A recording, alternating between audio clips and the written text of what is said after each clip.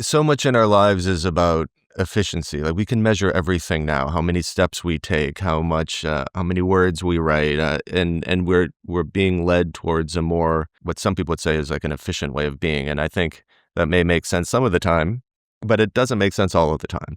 And we have to maintain, like, we are not going to have a leisure act that you in a way have to work to have that, which seems crazy, but you have to create time to golf or to fish or do something that's outside of your real life, your professional life or your productive life, right? Everything is about being productive. To leave that, to make time to go fishing or to golf or whatever it is, or go sailing, like, is this thing that we have to do that takes us outside the pull of productivity and, productive society. And so I think that's why it's contrary. And then you bring some poetry to it.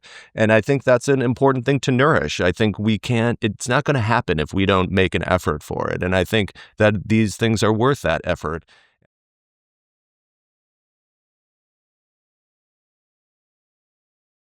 So thanks so much for joining us and taking the time. Of course. The Optimist. Yes. We absolutely loved it. Oh, thanks. I thought it's a brilliant book. Broken Tea Society book club selection. So, and that's the Broken Tea Society is our membership here at the Golfers Journal. So, was very excited that you said yes to come on and talk a little bit about the book. Mm-hmm. We are a golf podcast, mm-hmm. but we have a lot of fishermen, and in reading the book, there was definitely a feeling. There were a lot of moments that stood out to me, and you might have heard this from golfers, where it felt like, wow, that sounds a lot like golf, or that sounds like what's going through my mind, or what's my obsession with golf, and it just captures that very well. So there are a lot of parallels, and I wanted to start with the one that jumps out from the start, which is the title. Can you tell us about the title, The Optimist? Yeah. Well, thanks for the kind words. I think obsession is one word that connects golfers and anglers. And I think there's something, I can't speak to the golf side of it, but for fishing, a lot of it is not catching fish. And so it takes a certain amount of belief to continue to cast after cast when you're not succeeding. And that appeals to a certain type of person. And I think that's a person who believes in success against the odds. And that, I would say, is an optimist, even though anglers can be kind of cranky old son of a guns. They're still in there, like in the middle of their cold, dark heart. They still kind of believe for success. That's what gets them back out there. And I find that appealing about the people I meet who like to fish, and certainly a golfer or anybody else. And I think that's where the title comes from. It's a great title. Does your optimism in fishing, or I should say angling, all right, angling versus fishing. Someone once told me that it's angling if you throw the fish back. That's so good. I hadn't heard that. I think you can call it either way. I mean, one of the worst of many bad angling cliches is they call it fishing and not catching. I mean, there's a million things we say to get ourselves back out there. You can say whatever you want. We don't need to get too technical here. The only thing is that we say it's a rod for fly fishing and not a pole, which is for conventional fishing. But, that's just to make ourselves feel superior, which there's absolutely no reason for. Well, there you go. That's what I loved about it. That the optimism, right? The hopeful act of, and you keep coming back to it. Mm-hmm. And for me, golf is, I mean, when you look at it from a distance, it's a pretty absurd pursuit. Taking a ball and hitting it with a stick with a little hook on the end of it, and trying to put it in a hole that's 500 yards away, and by hitting it 4 or 5 times. It is.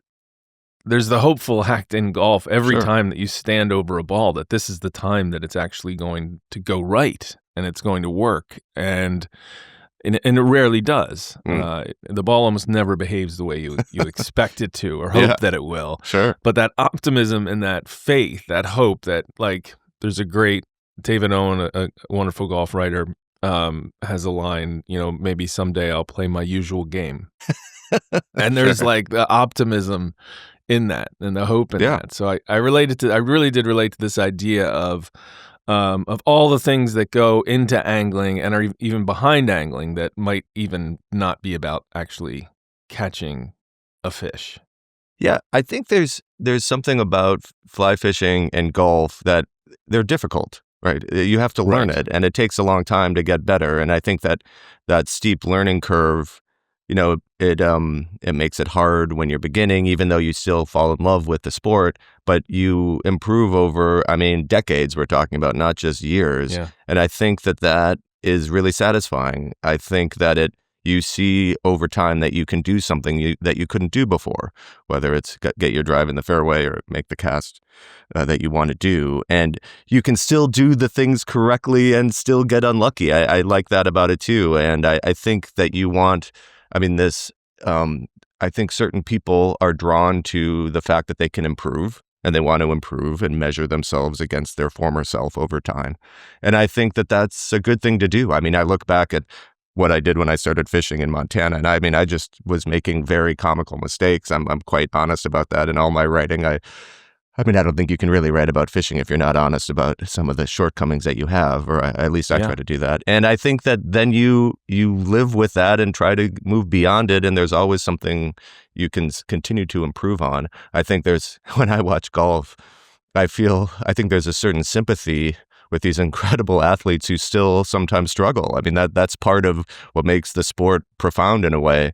And yes, there's something, maybe it begins with hitting a stick 4 times towards the hole, but there's also I like that about it. Not everything should be so logical. I mean, we should do things that are a little imaginative sometimes. I think that's a good thing. And I like the part of fishing that it's not part of my productive life. It's part of my kind of happier life outside paying bills and doing the thing and being an efficient human being. Exactly. Yeah, it is hard. Golf and angling, they're difficult. They're solitary endeavors. And you write about in the book the sort of the codes and the rituals of fishing.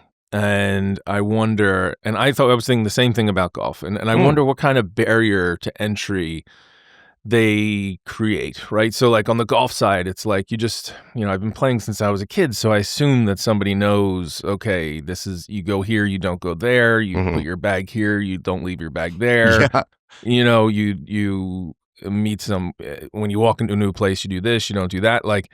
There are all these sort of unwritten rules and secret handshakes that I don't really know how you'd learn them if you didn't grow up around golf or have sort of a mentor. You talk about the mentors in your book as well. And I wonder, I would love to fly fish, but I have no idea where to start. Yeah. And I think probably a lot of people feel the same way about golf. Yeah, it's true. I think you're learning a whole language. There's the physical side of it. So in fishing, that's kind of casting, right? And then there are the codes that you speak about. And I think it's common that an angler learns from an older person who does it better, a neighbor or an uncle or a dad or a friend. And I think that person, it's funny, as I get older, I'm now a person teaching other people to fish, which I didn't really expect to happen. and I love that. Is a sort of surprising joy of that now I'm passing down knowledge, such as it is, to people who are getting into the sport and telling them, first of all, let's just enjoy ourselves out here. We're outside. It's the same as golf, right? These are outdoor sports. That's the most fundamental thing. And we are not sitting in traffic in New York City. We're not, talking to our accountant. We are out here outside for 3 hours or the whole day or whatever it is. In fishing, often you're out of reception as well, which is a wonderful thing. So let's just enjoy ourselves. This is a good thing. And then we'll start to deal with the challenges of the fishing. And there's no mistake a beginner can make that I haven't made, 100 times. And so you kind of want to get people beyond the fear of making a mistake. And there's nothing inherently obvious about how to cast a fly rod. But once you you do it a certain amount of time, you can then focus on the joy of trying to catch a fish in a beautiful place. And that's all right. I think the codes are important, and I love those things and the minutia of all that, but you also kind of want to get people into the game. And yes. But these are hard games, and some people like the fact that they want to learn. Some people it's too complicated, they don't want to, and it's not. Fly fishing isn't for everybody, because it does have these. If you just want action, there's a easier way to go about it. I think one reason I like people who fly fish is because they've already decided that they're doing something not in the most efficient, direct way, it'd be like driving a manual transmission or something like that. It's a certain type of person who does it. And I think that's why you feel a camaraderie with people like that. Yeah, yeah, and that part I can so relate to, and I did actually. I have taken a fly fishing lesson. Yeah. So I'm part owner of a golf course Mm, in Sullivan County, New York. great. And in the end of your book, you mention where you fish in New York, and you don't say where. And I don't want you to, because one of the things in the book, you don't disclose your favorite creeks, etc. Yeah, right. But our course is in Liberty, New York, Mm. right down the street from Roscoe Diner. So Oh, yeah. we're it's pretty hot fly fishing country. That would be, Extremely. We're very yeah. close to one another. Yes, so that would be the reason a lot of people come up. Mhm. And I was living the first year when I was working on the course at Sullivan County Golf Club, and I was living in Livingston Manor. Oh, great. Went down to the Deddy Fly Shop. I'm sure Oh, you've been. yes. Oh, my goodness. Yes, and I took so my superintendent is a big fly fisherman. Mhm. He's to borrow some of those codes Yeah. that you use. He refers to himself as a creek dog. Nice. And he gets into these little tiny places and with a short rod, and he can pull trout actually off our course, off these little Wow. tiny streams we have. So it's pretty cool. So he said, you got to get into it. You're up here. So I went to the Deddy Fly Shop, took a lesson, and I was surprised to find that the first half hour of it was we talked about bugs. Mhm. Not very romantic. I didn't Right. expect Of course. the what you put on your line to be so essential, right? I'm thinking, you put it. I grew up fishing with a worm. Yeah, so, sure. Right. So we go through what's hatching, and then we go outside and we work on the casting, and it's much harder than it looks. Of and course. then got in the water, didn't catch anything. So I want to love it. I want to get into it. Yeah. But I do feel like you said, like, I don't want to wade out there. Now I live we have a place in Calhoun, and there's a stream right Of down course.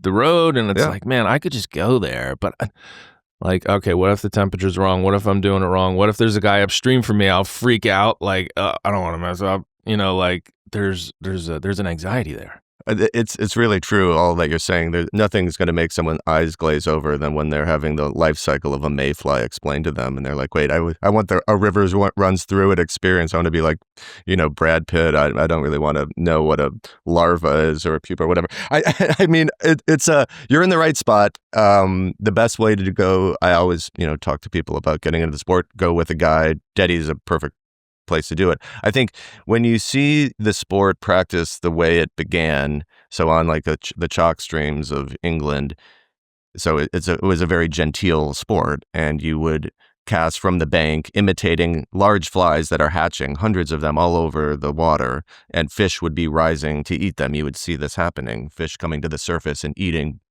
mayflies off the surface. And that's a very cool thing to see. And then you would imitate that mayfly and cast in this delicate way upstream, and the fly would drift down over the head of a rising fish, and you try to catch that fish. And that, when you see it that way, the sport makes a lot of sense. You can pay a steep amount of money to go to the river test in May when this is happening, but it's a wonderful, wonderful thing to see. That the sport has been practiced that way for hundreds of years, and it hasn't really changed very much. I mean, the technology has changed, but the principles are the same. When that happens, everything is in line, and you think this is the greatest thing that ever happened. You go to the pub afterward, and the sun sets at 9:00.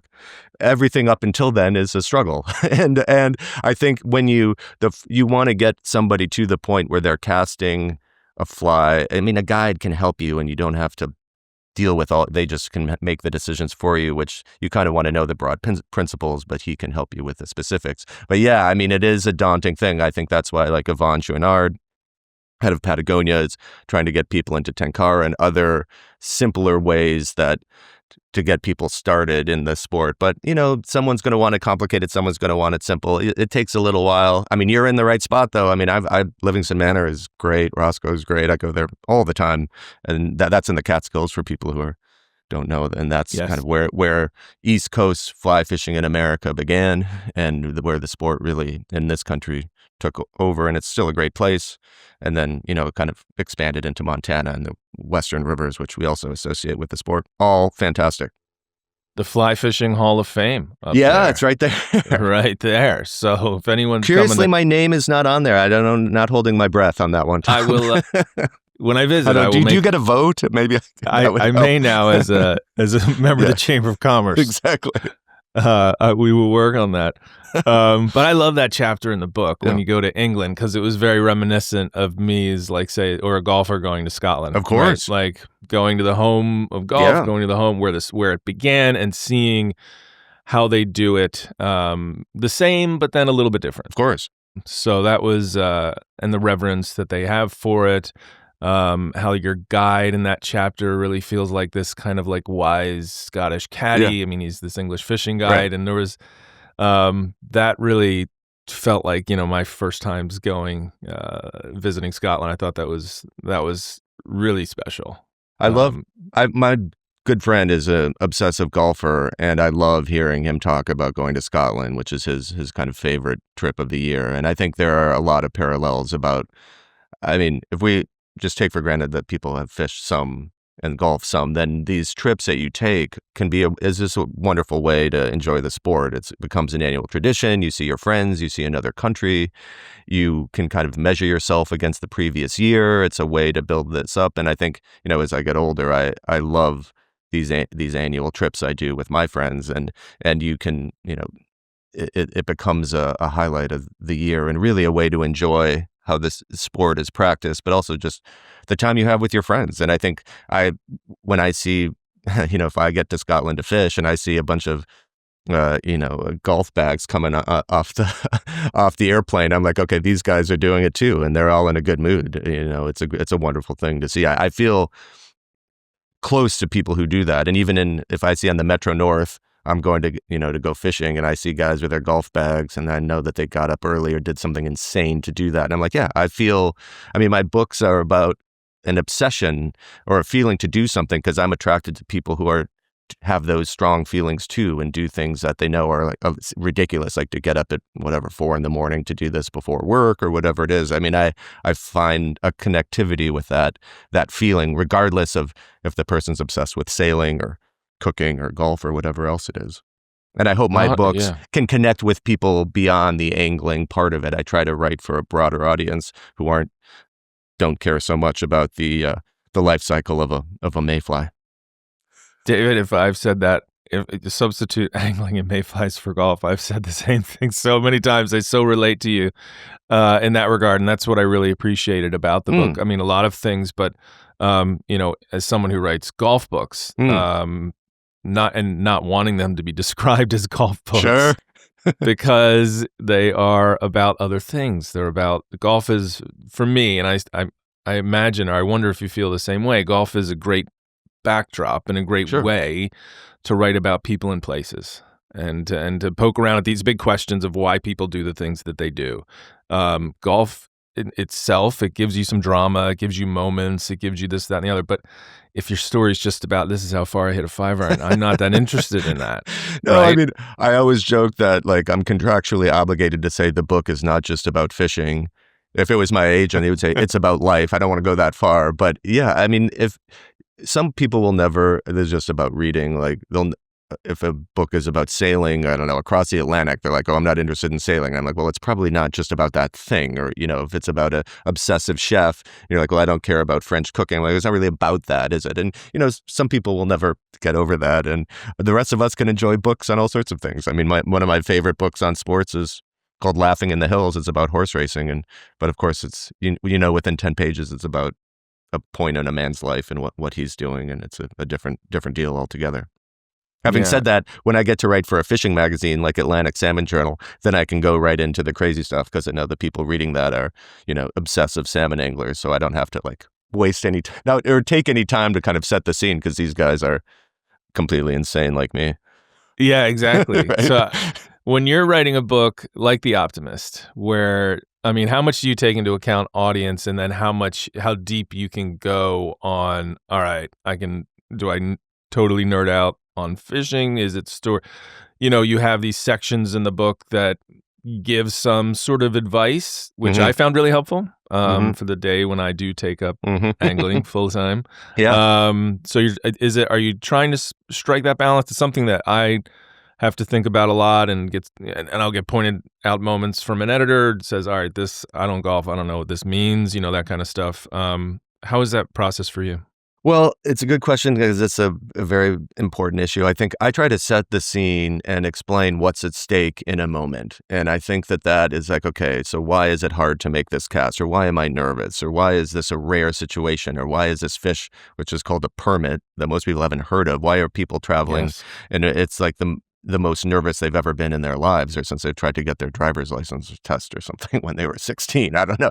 And so what's at stake? And I think if you can explain that to people, then they will care.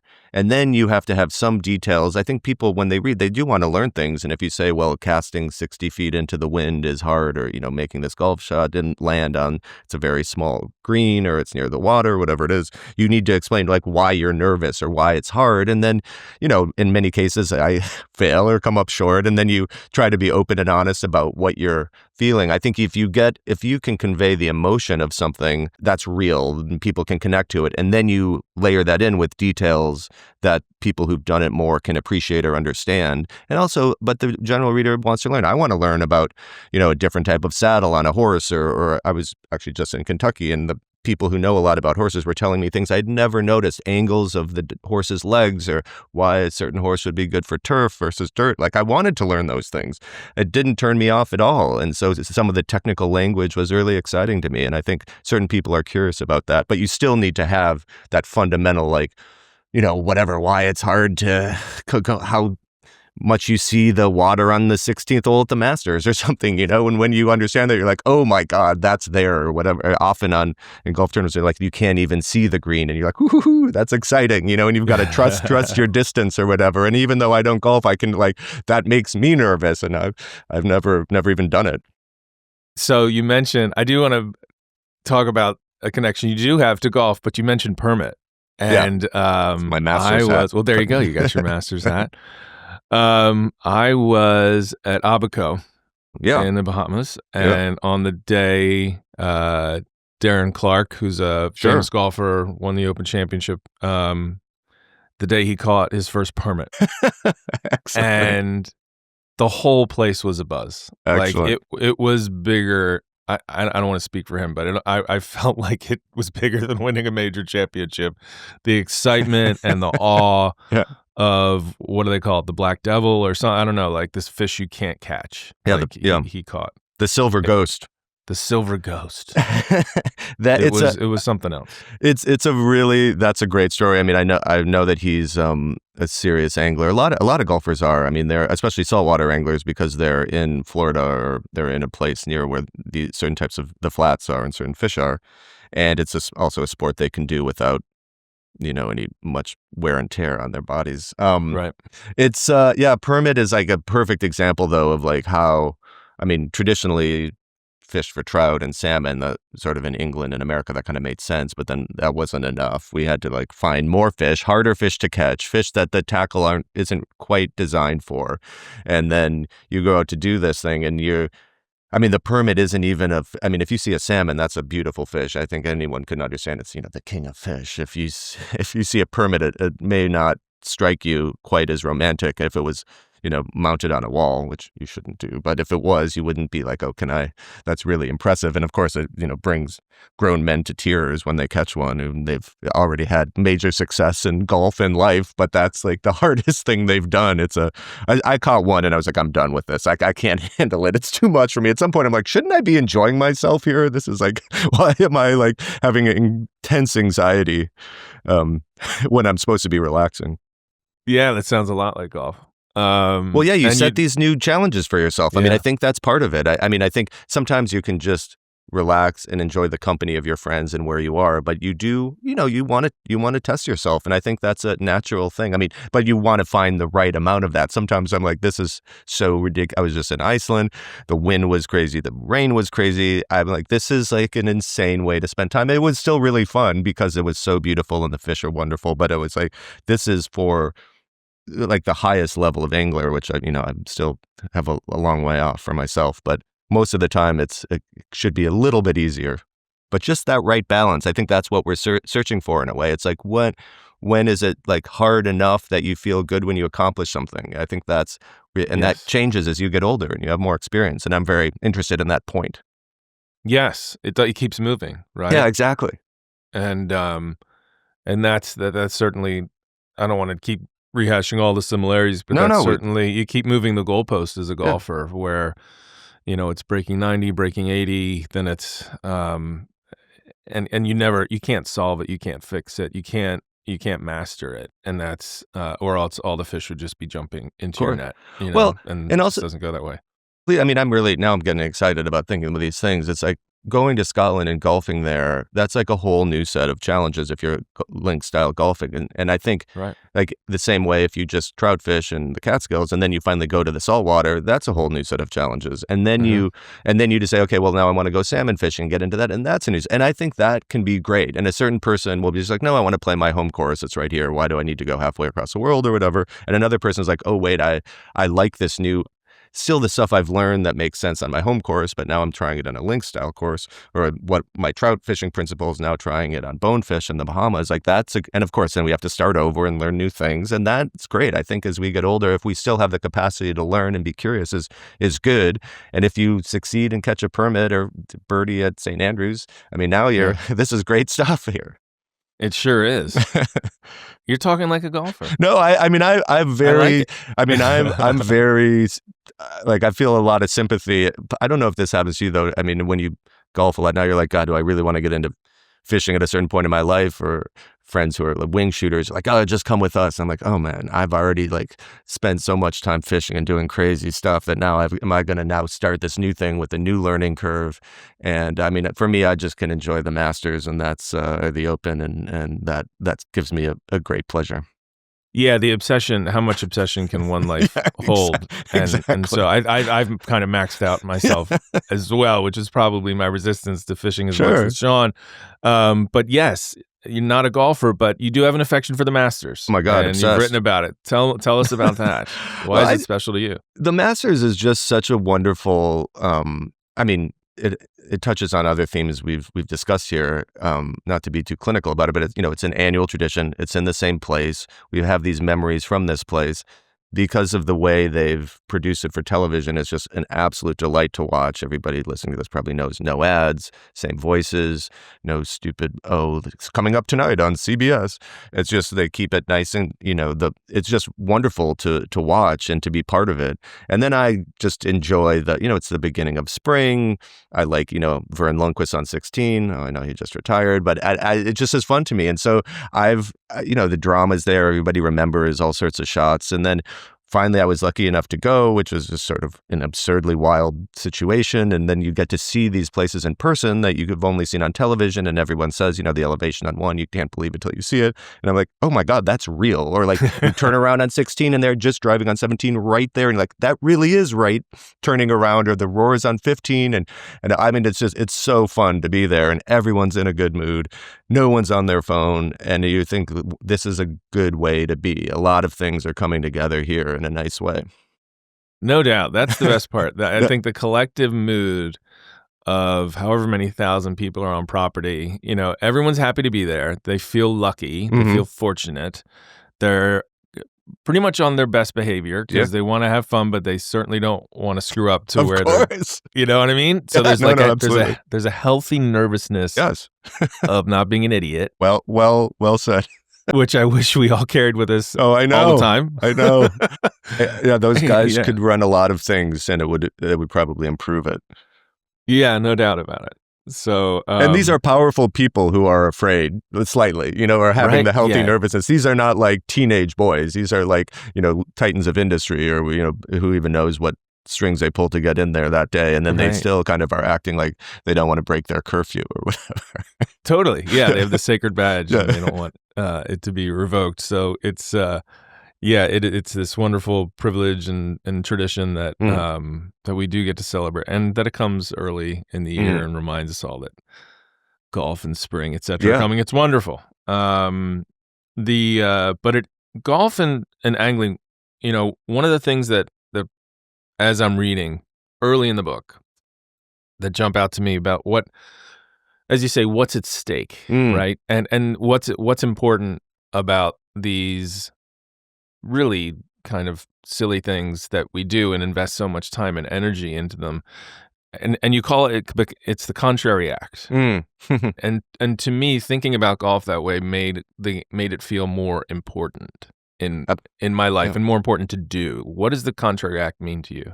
Well, I think so much in our lives is about efficiency. Like we can measure everything now, how many steps we take, how many words we write, and we're being led towards a more kind of a what some people would say is like an efficient way of being. And I think that may make sense some of the time, but it doesn't make sense all of the time. And we have to maintain, like, we are not going to have a leisure act that you in a way have to work to have that, which seems crazy, but you have to create time to golf or to fish or do something that's outside of your real life, your professional life or your productive life, right? Everything is about being productive. We can be reached all the time. We can send emails. We can, review this Google Doc or whatever. I'm sending you a Dropbox link. And do you ever just stop and think, I can't believe someone just sent me a video that they took? It's like, this the technology that we're used to is, in many ways wonderful, but also it can make us connect to our editor or our boss or whomever it is. So to leave that, to make time to go fishing, or to golf or whatever it is, or go sailing, like, is this thing that we have to do that takes us outside the pull of productivity and, productive society. And so I think that's why it's contrary. And then you bring some poetry to it. And I think that's an important thing to nourish. I think it's not going to happen if we don't make an effort for it. And I think that these things are worth that effort. And I think, like, I much rather hear someone tell me about what their passionate interests are rather than their job. I mean, jobs generally are not exciting. What they do when we're not working is exciting. I mean, if you're lucky enough to kind of do what you love, I mean, that's fantastic. That's how I try to design my life. And sometimes it works out, sometimes it doesn't.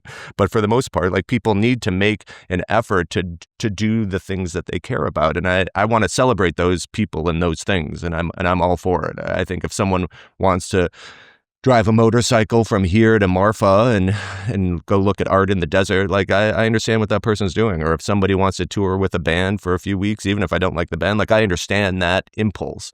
And if someone wants to, go play golf all around Scotland, like, I want to hear about it. I get that person, and I want to, or if they decide they like this other course, it's not the famous course, I want to hear about that too. I think that's just great, and traditions in other places. And I think all of those things we have to kind of cultivate because, our boss isn't gonna tell us to do that. Yeah. No, exactly. The inefficiencies. And if you do want to read about someone golfing their way around Scotland, I have a book for you. I'll send Exactly. I'll send it So along. right? Better than anybody. The contrary act, breaking from the judging our days by a checklist. Yeah, sure.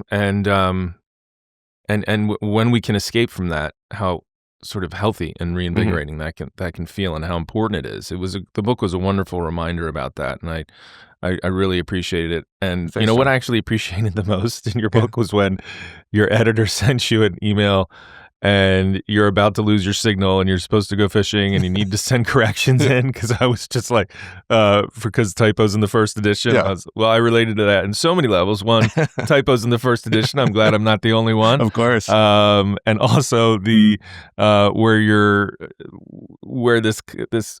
where the two lives are intersecting Sure. and interrupting. Yeah, And I need to live this life because this is the one that I write about, where all my material, everything comes from. And then this other world where it's like, okay, we need this by 5 p.m. and you've got to dress it up and do this. I was walking in your shoes in that Sure. moment. I think I'd been in that moment. It was great.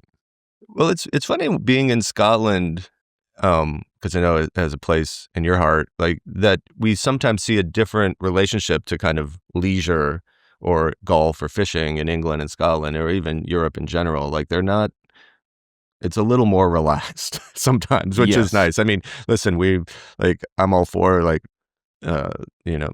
capitalism and everything else, but it's good to be able to, like, take it easy on the weekends. And, I have friends who, if they're going to come on a fishing trip, they have to bring satellite signals and everything else because they need to get reached, by the office. And obviously that's, like, part of modern life. But it's nice to also just get out there and be out of connection, out of reception for a little while.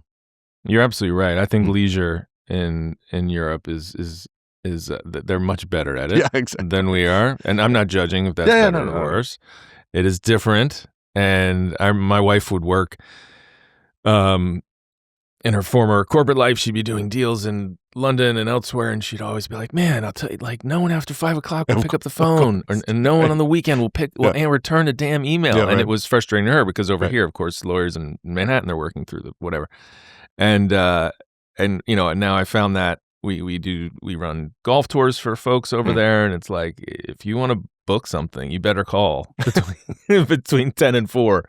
Because time off is respected. People aren't always staring at their phones, and I appreciate that. There's nothing like sending an email to a person in England like on August 4th, and they're like, out of office reply, I'll be back September 2nd. And you're just Totally. like, okay. Yes. I mean, and like, this is the life, just all of August. I mean, you can't pick and choose these things, but it is, if it was an American person, it's like, oh my God, for 2 whole days, they're out of office. But in this case, it's 4 weeks.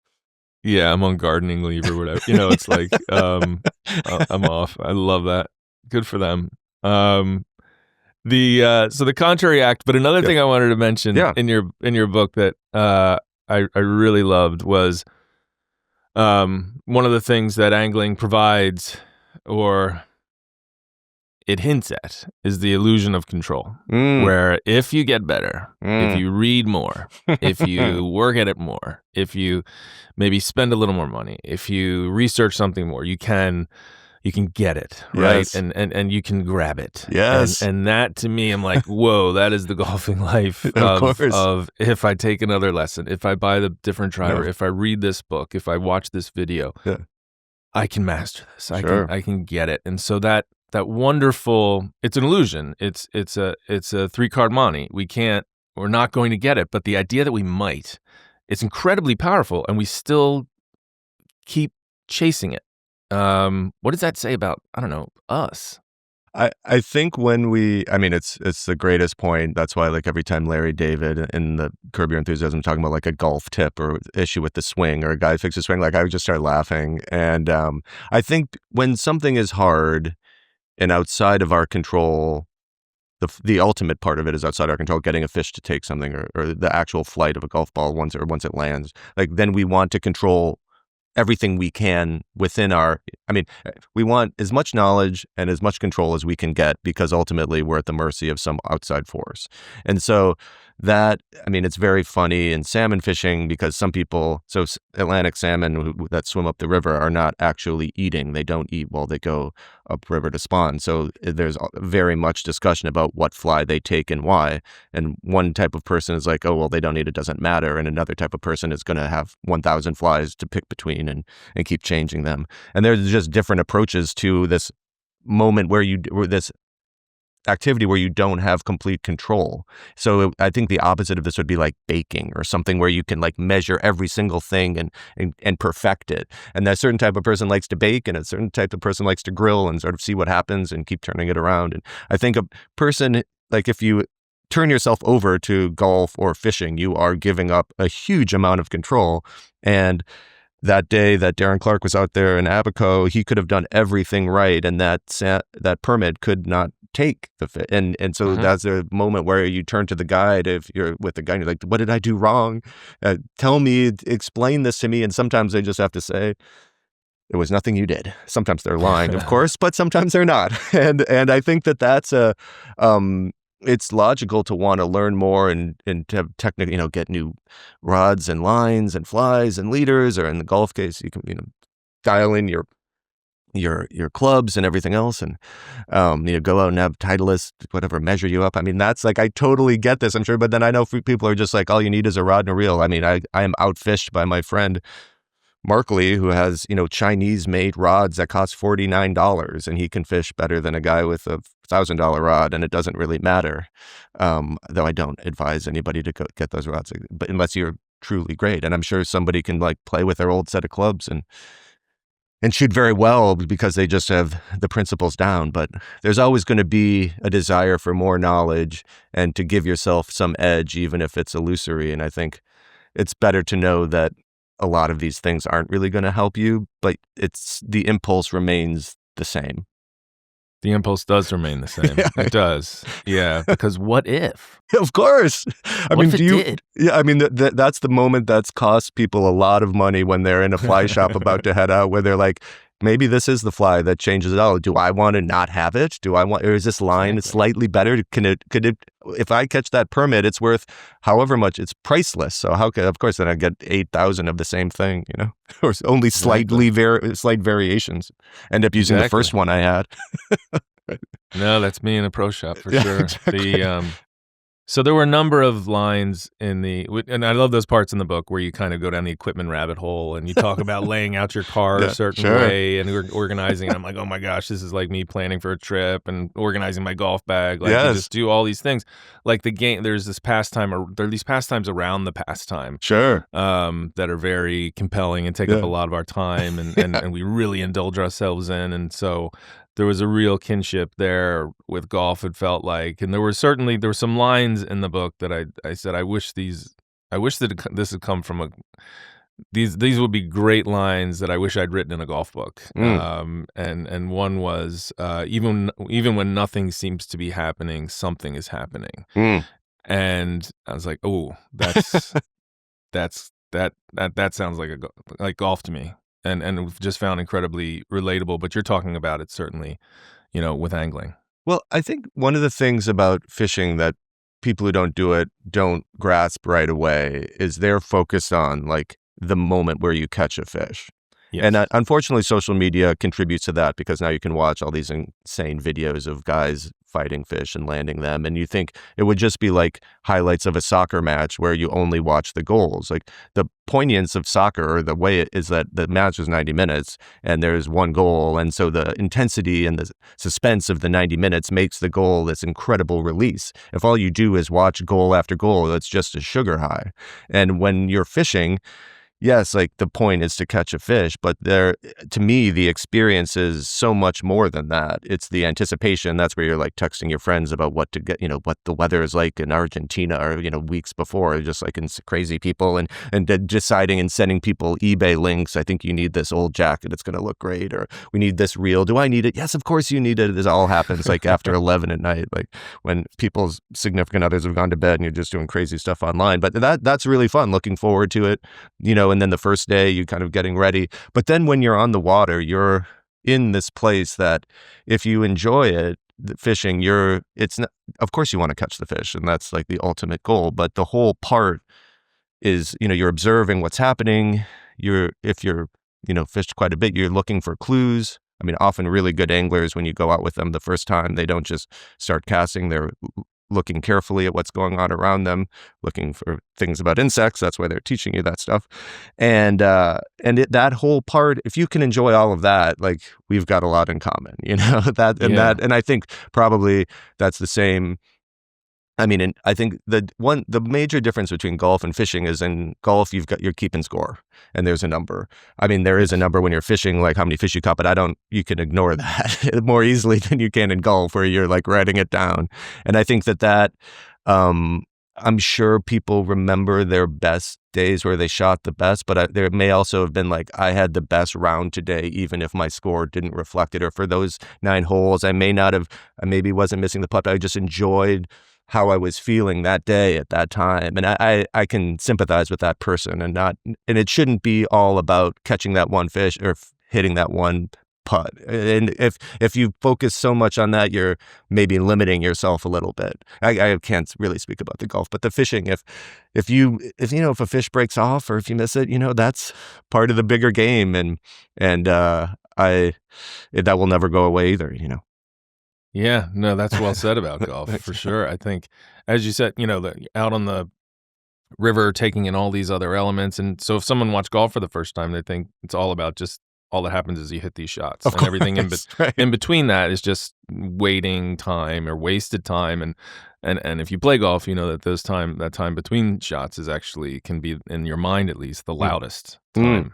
And the shot itself is just sort of, it's obviously exceptionally important, but it's preordained by what you brought to the golf course. And there's like, what you can change is maybe all that stuff in your head between shots and what you're noticing, and are you taking into account these elements, this wind, this type of grass, etc., all those things. So there's a lot more going Mhm. on, and I think that Mhm. was um, that overall reminded me that, you know, in writing about golf, I'm writing about something that has not that much action in it, Mhm. right? It's something you do for 4 hours, and it boils down to a couple minutes of actual action. And in writing about fishing, you kind of find yourself in a similar boat, Very much. figuratively and literally. There you Yeah. go. So Yeah. and so I wonder about that. Like, there's so much writing. I would say that the two lend themselves to literary treatment, right? Like, there's a lot of sports, golf and angling, right up there Mhm. for the most that's written about them. But yes, the least probably happens. Well, I think there's a lot because you're thinking, first of all, they're solitary sports. There's a lot of time to think. That draws a certain type of person, but then there's still this inherent drama in what could happen, Yeah, sinking the putt or catching the fish. And so there's a natural, narrative built into it. I actually find that can be constricting in fishing writing because there's really only a few ways it can go. Either you catch the fish, you lose it, or you lose it and then you catch it. So many things are like, oh, the first time I lost it, then I triumphed at the end. And I think I try to, my next book after The Optimist is called The Believer, which is sort of about fishing in the middle of life. They're very similar, but The Optimist is sort of how I got into the sport, and then The Believer is more about balancing time, what it means to be in the middle of your life, and like how you choose to spend your time, whether it's golf or fishing or whatever else. But with the same principles, going to different. Each chapter is a different place, and sort of similar things. And it's, you're not. I don't want every chapter to feel like, okay, this is what happens, or they have a sense of it. So I try to a little bit work on that, but it's, there's not that. So that's how you explain like what's at stake, or when you finally succeed, sometimes it doesn't solve all your problems either, or maybe you yeah. do the thing you thought you wanted to do forever and it's good, but it wears off, or you want to get back out there, or maybe it's enough. I mean, all those things are really, really fascinating to me. They are. And there was another line that I thought Mm, really captured something beautiful that I thought, well, this is taken right from, or this feels very applicable to mm. golf experience. You say, once established, angling can support the weight of a friendship at a Mm. great distance. And that really hit me because it really, like, as with most men of a certain age, I don't have the friendships that I had when I was a kid or in high school, etc. And you think about maintaining your ability to maintain friendships and your failure at doing so. But I'm really lucky. Thank God I have golf, Yeah, right? Because sure. I can see there are people that I can see once every, I don't know, 3 years, 5 years, when I return to some particular place, Mhm. California or Florida or Ireland or whatever, and run into them again. It can be as if I saw them yesterday because we played golf together, and that is a gift. It really is. Yeah, I mean, and I it, think, I'm sure you meet people, even if it's like every time you go to Scotland, it could be a caddy, someone in the pro shop, or your friends yes, who you do it with. I mean, in the case of fishing, it's like lodge owners, guides. I mean, these are wonderful. Sometimes you bond because you go through an intense thing together. I mean, I'm sure, like any guide who someone has caught a permit with or an Atlantic salmon with, like they will never forget that guide. I mean, that's just and that guide is, you know, that's one of the reasons they love their job, because they're part of sharing somebody's best day of their life with them. I mean, that's a really, I mean, not to get overblown, but I mean, that's kind of what's happening. If you're talking about Darren Clark, just to use him as an example, I mean, you think he doesn't remember his guide's name in Abaco? I mean, that guy probably sends him a case of rum every year.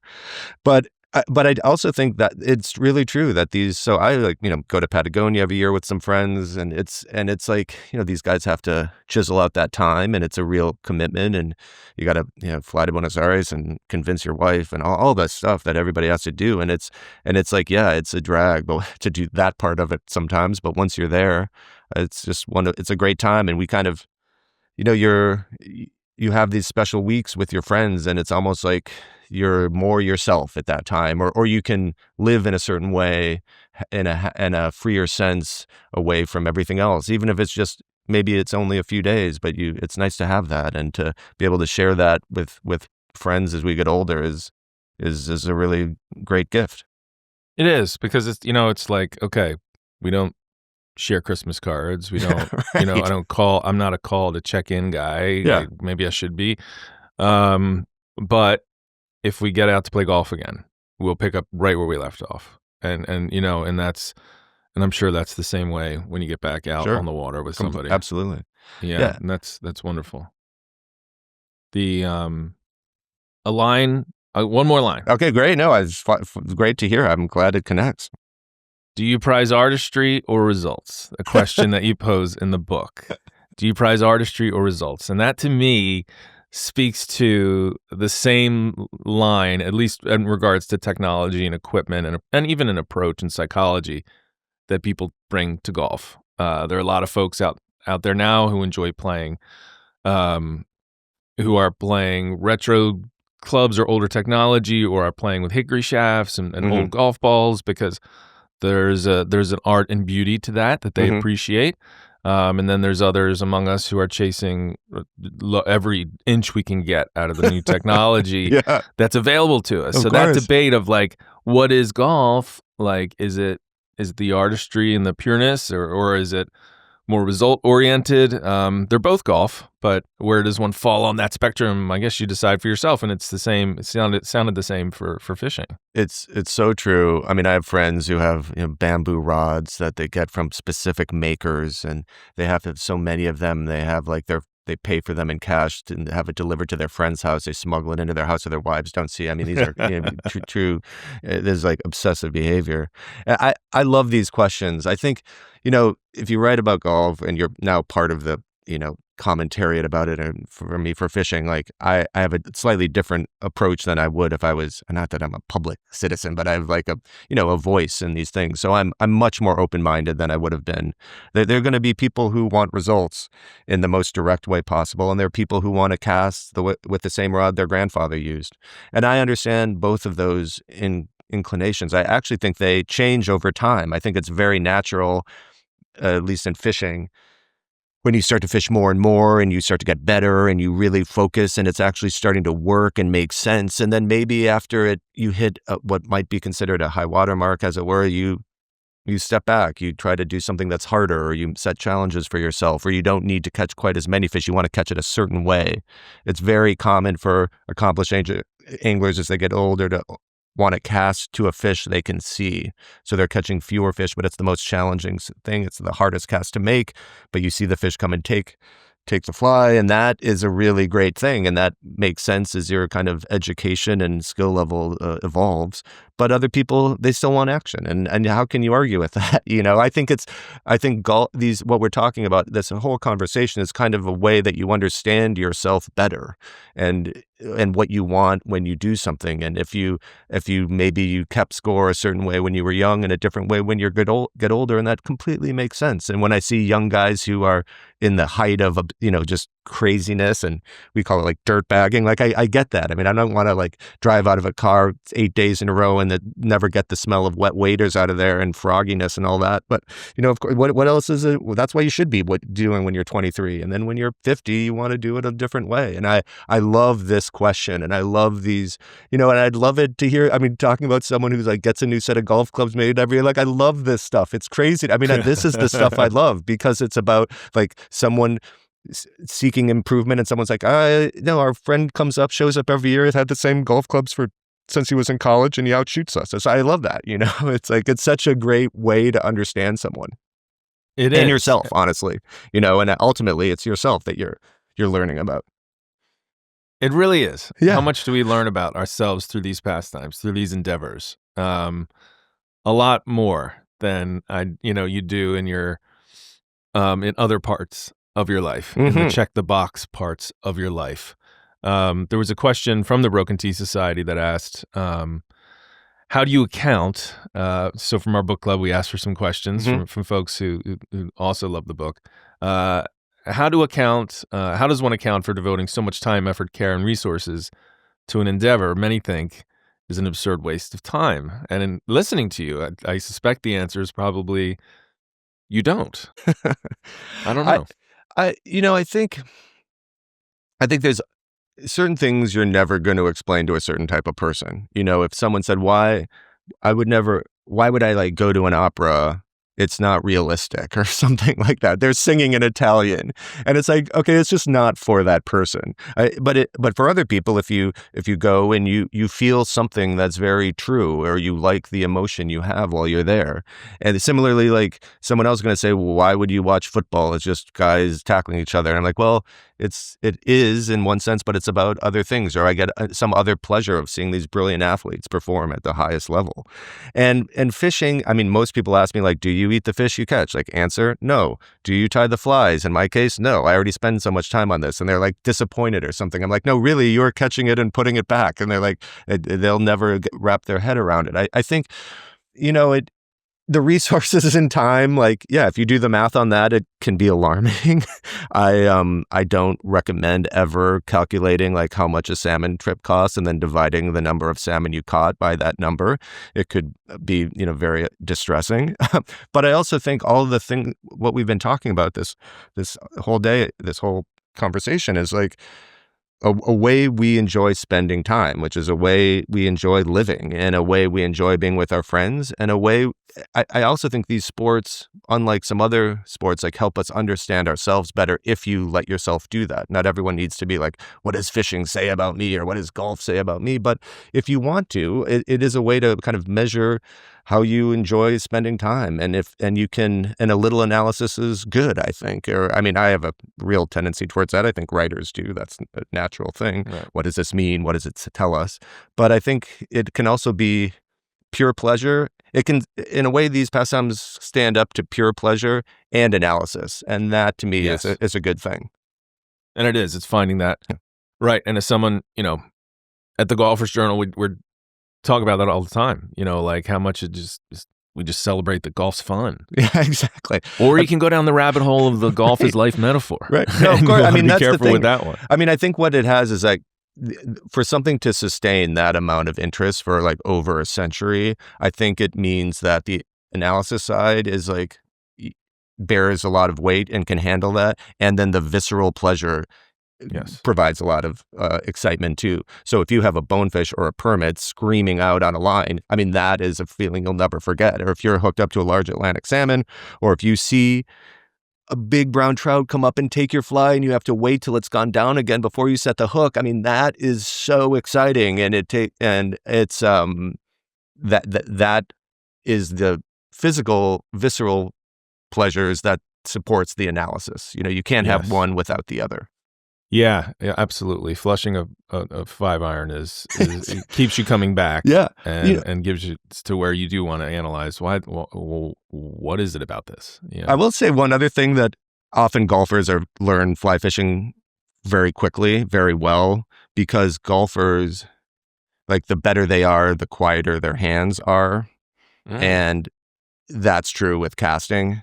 And so it's funny because casting, most people want to like make a big motion like you're throwing a football or something. And when in fact, the best casters have a very short motion, and it takes a long time to kind of cut out the extra movement. And similarly, golf, like when I see these guys, they're like, their hands are so still, their body's so still. And when you start, you're kind of flailing around. And I think I'm also attracted to things where the better you are, the easier it looks, when in fact it's much, much harder to get to that place where you have no excess motion. That's like, writing is the same way. Or if you watch a sushi chef, like they're very precise in what they're doing. They're not like, elbows are not flailing around. No doubt about it. Making something that difficult making the impossible look effortless. Yeah, exactly. I mean, that's why when you see these golfers in person and you see how smooth their swings are, and then the ball just keeps going. I mean, and going and going. You're like, I literally cannot believe how far. Not that that's the measurement, but you're just like, it's really. And I don't think I've ever seen a golfer who's not like more. I mean, these are athletes, like more impressive when you go to the Masters. Like, oh my God, they look like a shortstop or something. That's probably changed in the last 60 years. But yeah, it sure has. But there is a magic to it, no doubt about it.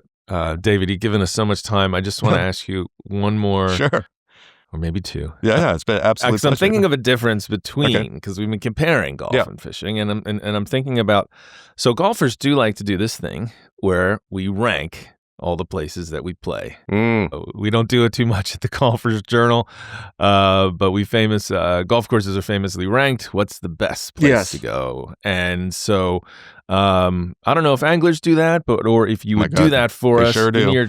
Do they? All right. Well, give me your top 5 places to fly fish. Well, it's really hard because, you've got your. I'm going to give you an answer. Just set it up though. It's like you've got your home water, right? The same way you've got your home course, and it's important.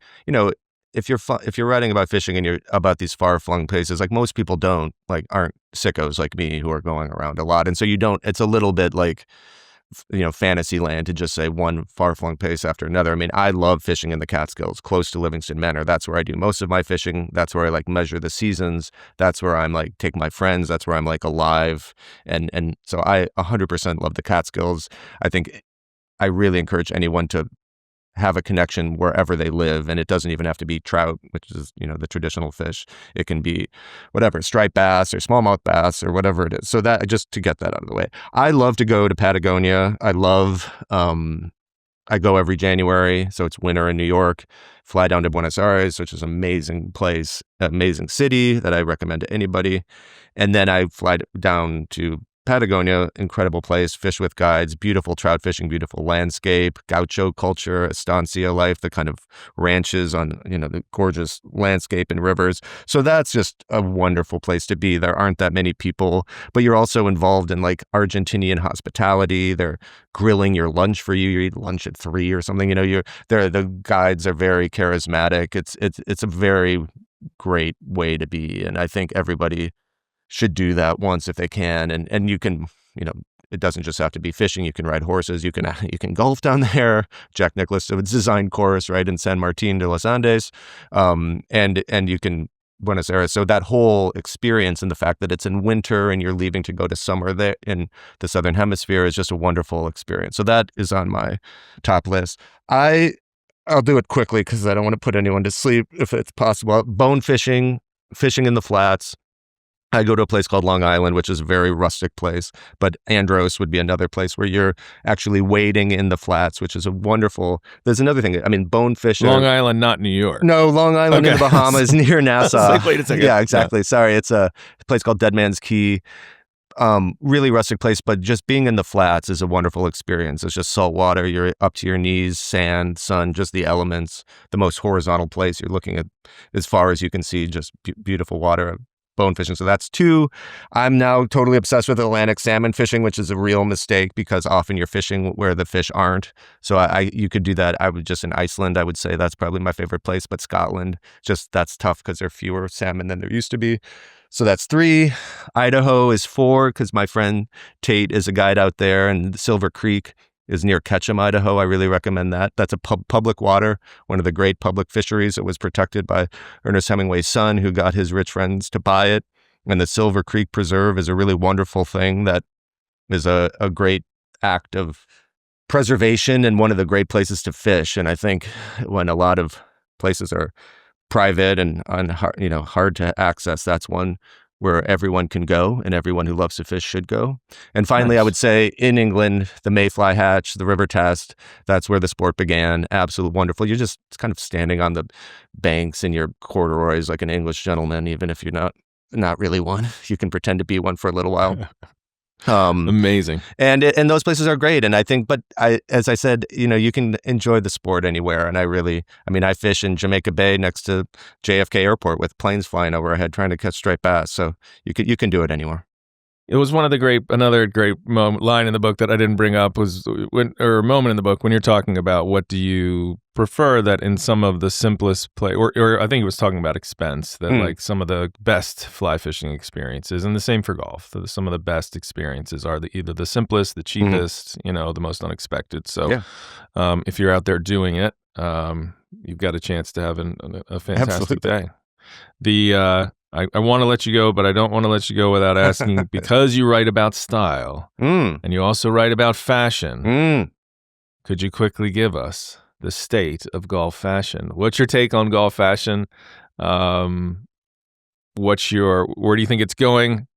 Is it in a good place? I don't want to alienate your listeners. We've got all this time doing so well together, and I feel all this sympathy with golf, but golf is tough for me. Like, my feeling is technical fabrics are generally not required for most golfers who are, not competing in the U.S. Open or something. So I mean, just see what Sam Snead and Ben Hogan and Arnold Palmer were wearing. It looks great. Those guys look amazing. Put on a Lacoste shirt and chinos and you'll be fine, and now it's I don't know, man. I see the golf clothes. It's a little bit, I mean, it's very funny at the Masters. Everyone is wearing golf clothes like they're going to be called in to like hit an emergency chip shot or something. It's like, I don't know. It's all we have in our closet. I know, exactly. So I think a little traditional. I think we could, like, the traditional golfers look so great, and then the brands got involved and sponsorships, and now we're in a lot of words, trademark,